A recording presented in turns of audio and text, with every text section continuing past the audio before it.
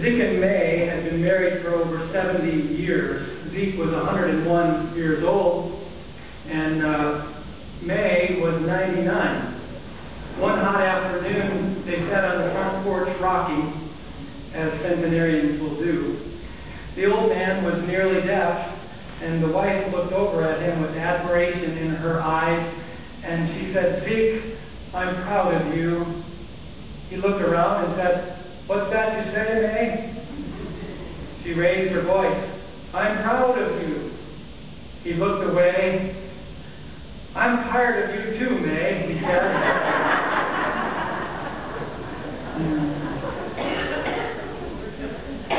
And then there was a snooty old millionaire who took some of his upper-class friends on a ride on his yacht.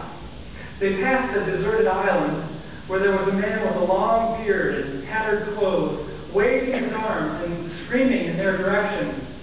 "Who is that?" the friend asked. "I don't know," said the millionaire, "but every time we sail by, he goes crazy."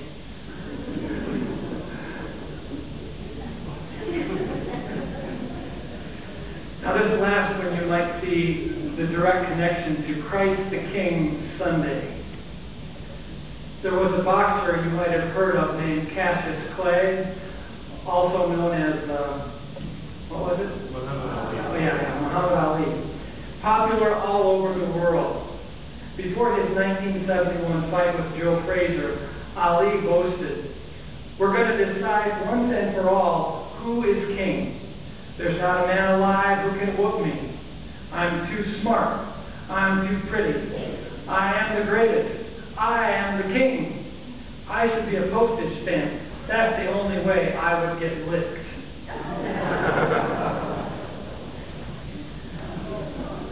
Well, on Christ the King Sunday, we're preaching about another king and another kingdom. Early in September, our son Matthew was home for a couple of days visit, and he and I went for an early morning canoe paddle on the Huron River. It was daybreak on the river when we went out and shoved off from the bank, and the river was coated with thick mist, covering the water and the banks. It looked like a blanket. It was so thick. It was ethereal, otherworldly. Maybe you had an experience like this where you saw some feature of nature that is rare, and you thought, "It looks like I'm on another planet." That was the thought I had that morning as we began our canoe ride. This was like a place on some other world. And that's when I had the idea for today's sermon theme: imagine another world. Some people only see things as they are, or as they think they are. But some people, or all of us at times, can imagine another world. Imagine things as they could be. I believe Jesus is profoundly visionary, and I think all of us can be visionary at times when we see things by faith.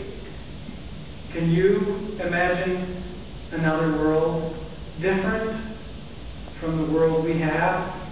In John 18:33, we see Jesus on trial before Pontius Pilate. Then Pilate entered the headquarters again, summoned Jesus, and asked him, "Are you the king of the Jews?" Jesus answered, "Do you ask this on your own, or did others tell you about me?" Pilate replied, "I am not a Jew, am I? Your own nation and the chief priests have handed you over to me. What have you done?" Jesus answered, "My kingdom is not from this world.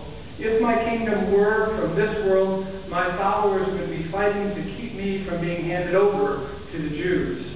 But as it is, my kingdom is not from here." Pilate asked him, "So you are a king?" Jesus answered, "You say that I am a king. For this I was born, and for this I came into the world, to testify to the truth. Everyone who belongs to the truth listens to my voice." If you are currently employed, can you imagine that you are Employee of the Year in 2013? You might have to imagine yourself a little differently. If you are married, can you imagine yourself as a better husband than you currently are, or a better wife than you currently are? If you're a member of this church, can you imagine that the church creates an award called Member of the Year just for you because the church is so energized by your example of faith?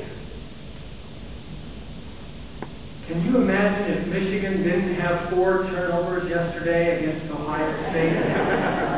How different the world would be in Columbus this morning and in Ann Arbor? Can you imagine a lasting ceasefire between Israel and Hamas? Can you imagine all God's children sharing the earth together in peace? Jesus proclaimed another world for which he had a name, the kingdom of God. In the church, Advent is the beginning of our liturgical year. We begin each year with a focus on Jesus arriving as a baby. And through the year, we tell of his life and his teachings and his redemptive mission. And then today is the last Sunday of the liturgical year, and we call it Christ the King Sunday. So we begin with the little baby, and we conclude with Jesus as the exalted King, Christ the King. In John 18, Pilate asks him, "Are you the king?" And throughout Scripture, we see him labeled in royal titles. In 1 Timothy 1:17, St. Paul calls him the King Eternal. In John and Mark's Gospels, he is the King of Israel.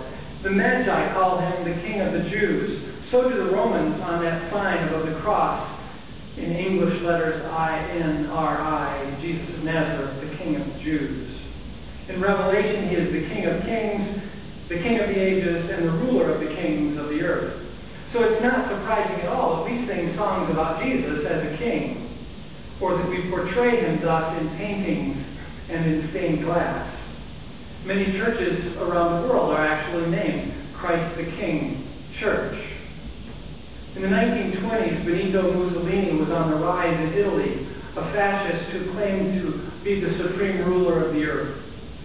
In 1925, Pope Pius XI in Rome instituted a new holiday for the Catholic Church, the Feast of Christ the King, deliberately reminding Christians that our allegiance is to our spiritual ruler in heaven, not to any supreme ruler on earth.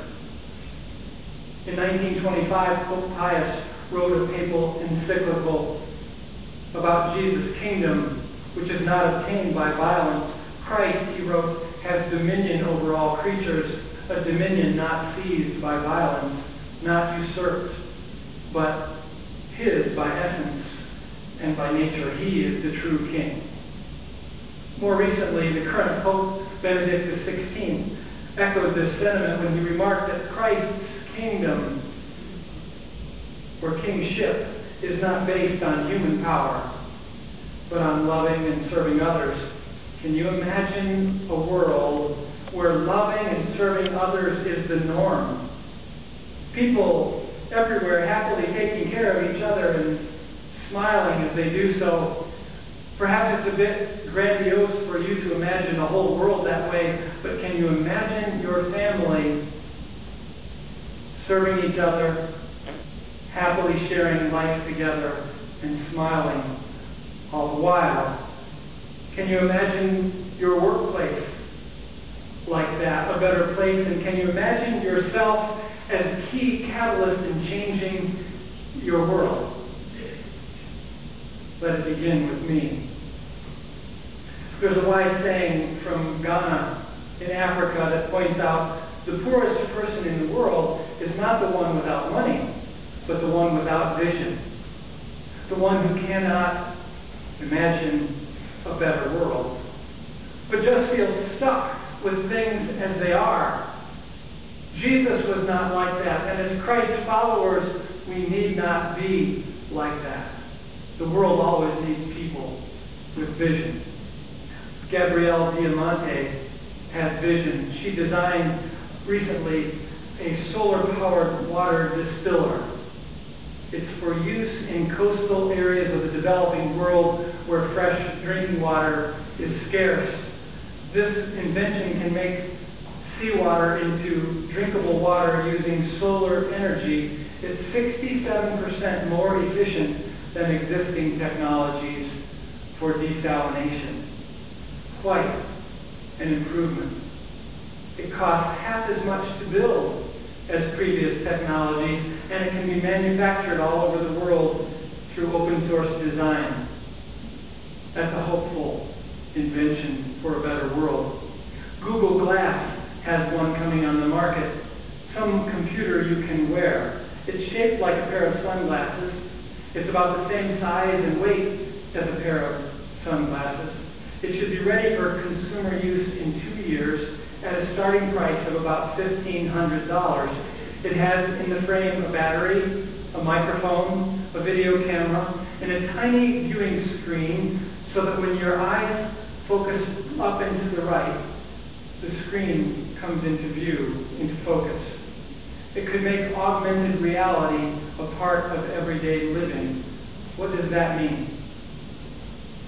For example, when you're standing in front of a building on your vacation and you want to know its history, the computer recognizes the building that you're standing in front of, and the screen tells you about the history of that building.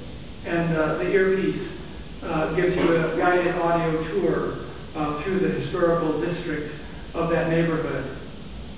Or when the computer gets better at recognition of persons, your eyeglasses can display information about the person standing in front of you, their history, their activities, their employment.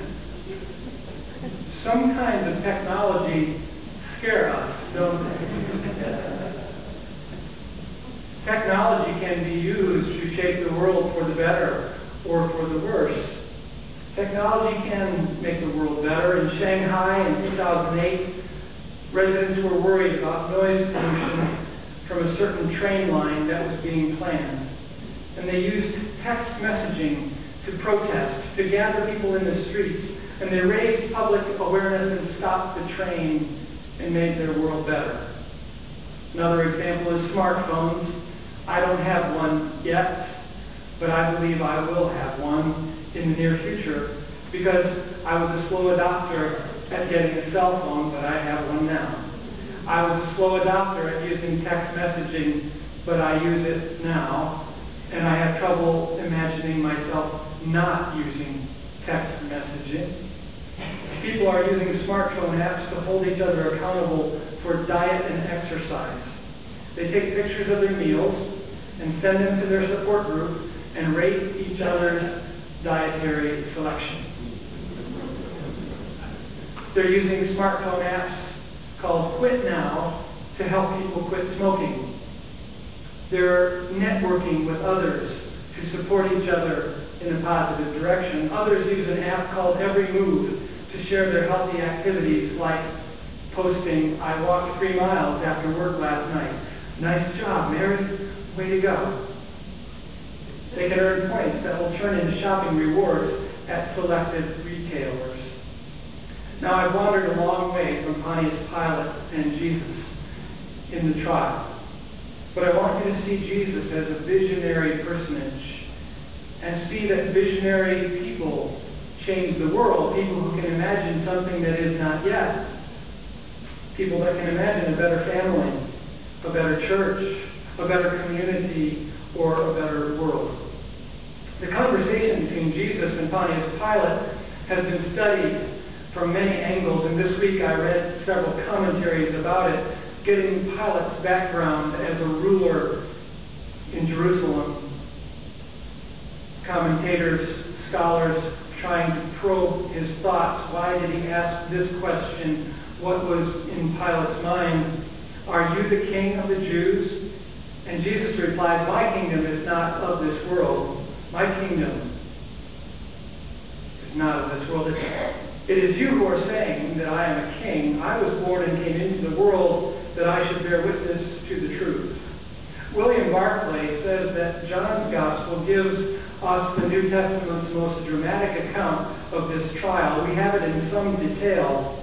It is a profound clash between the personalities of Pilate and Jesus and the soldiers and the Jewish leaders. And it is a clash of cultures, of worldviews, ways of seeing reality. The Roman Empire allowed their subject peoples a certain amount of self-government, but they did not allow the Jewish authorities to impose the death penalty. That's why the Sanhedrin had to bring Jesus to Pilate to be crucified. The Jewish penalty for blasphemy was death by stoning, and that was the Jews' complaint in charge against Jesus. But they weren't allowed to execute people under Rome's authority. Now, the charge of blasphemy was no threat to Rome, and so they produced a different charge, rebellion and political insurrection, and accused Jesus of claiming to be king. And so he stood before Pilate. Was he a rival? Any threat to Rome? What kind of king was Jesus? That day, the Jews said a remarkable thing to Pilate. They said, "We have no king but Caesar." That's remarkable because in 1 Samuel 12, the prophet Samuel told the Jews, God alone will be your king. You won't be like the nations around you who have kings. You have a theocracy. God will be your king. In Judges 8, when the crowd was offered to Gideon, the judge of Israel, he answered, I will not rule over you, and my son will not rule over you. The Lord will rule over you. So, when the Romans came into Palestine to rule, they first took a census. They were counting the people in order to impose the regular taxation on them, which all Roman subjects had to pay to Rome. The Jews rebelled against the taxes and against the rule of Rome. They rebelled with violence, insisting God was their only king and that they would pay tribute to God alone. So when the Roman procurator confronts the Jews, and they reply, we have no king but Caesar. It must have taken Pilate's breath away.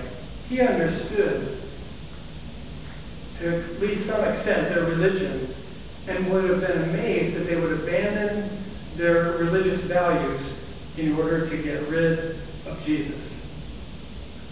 Pilate knew he was a leader of a peasant movement, that he had no military, no wealth amassed, that he could mount an assault on Roman rule. Jesus was no threat to Rome. Or was he? Was he different than all others who tried to resist Rome's iron rule? Pilate didn't want to put Jesus to death. He tried to refuse the case, to send him away. Then he tried to release Jesus because they always released a prisoner at Passover. Then he tried to compromise with the Jews. He had Jesus scourged or whipped, hoping that would be enough to satisfy the Jews, and they wouldn't demand the death penalty. Palestine was a troubled land. It required Roman troops to be stationed there just to keep order. Pilate took over as the Roman under-sheriff in AD 26. He remained in office until AD 35. The region needed a careful, wise, and strong hand, but Pilate was not wise. He angered the Jews from his arrival there, insisting that the Roman soldiers would carry the emperor's image through the streets. This was blasphemous to the Jews, a form of idolatry. And then Pilate raided the temple treasury to fund an aqueduct project, after which the people rioted in the streets. Pilate then sent soldiers into the crowd in disguise, dressed as civilians and carrying concealed weapons, and on Pilate's signal, the soldiers rose up and killed the protesters. Pilate was very unpopular, and the Jews had him reported to the emperor. In the case of Jesus, these Jewish leaders wanted Jesus dead, and they were blackmailing Pilate. They said, if you let this man go, you are no friend of Caesar's. In effect, they were saying, if you do not give us our way and put Jesus to death for us, we will report you to the emperor again, and you will be dismissed.